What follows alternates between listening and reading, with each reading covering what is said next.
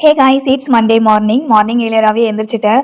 Reason என்னுடைய கோலை நோக்கி நான் ஓட போகிறேன். அதுக்காக தான் இவ்வளோ காலையிலேயே நான் எந்திரிச்சிட்டேன். நான் ப்ரெசென்ட்டில் எல்லா கூடயும் பேசிக்கிட்டு சிரிச்சுக்கிட்டு எல்லா வழியும் பார்த்துக்கிட்டு என்னுடைய லைஃப்பை நல்லாவே என்ஜாய் பண்ணிட்டு இருப்பேன். ஆனாலுமே என் மைண்டு ஏதோ ஒரு விஷயத்தை யோசிச்சுட்டே இருக்கும். அது என்ன விஷயம்னே தெரியாது. இந்த மாதிரி மைண்டு வந்து எதை பற்றி யோசிக்குதுன்னே தெரியாமல் ஒரு விஷயத்தை பற்றி யோசிக்கும்ல, அந்த டைமில் வந்துட்டு மைண்டு ரொம்ப டிஸ்டர்பாக இருக்கும். பட் சடனாக ஒரு நாள் வந்துட்டு எனக்கு ஞாபகம் வந்துச்சு, நம்ம இந்த மாதிரி ஒரு விஷயத்த வந்துட்டு கோலாக வச்சிருந்தோம், அதை நம்ம மறந்துட்டோமே, திரும்ப வந்துட்டு அந்த கோலை வந்துட்டு அச்சீவ் பண்ணுறதுக்கு நம்மளால முடிஞ்ச எஃபெக்டை போடணும் அப்படின்னு அன்னைக்கு தான் என்னுடைய மைண்ட் வந்து ரொம்ப ரொம்ப ஃப்ரீ ஆச்சு. ஸோ மார்னிங் நான் என்ன படிக்கணும்னு டார்கெட் பண்ணணும், அதை சக்ஸஸ்ஃபுல்லாக கம்ப்ளீட் பண்ணிட்டேன்.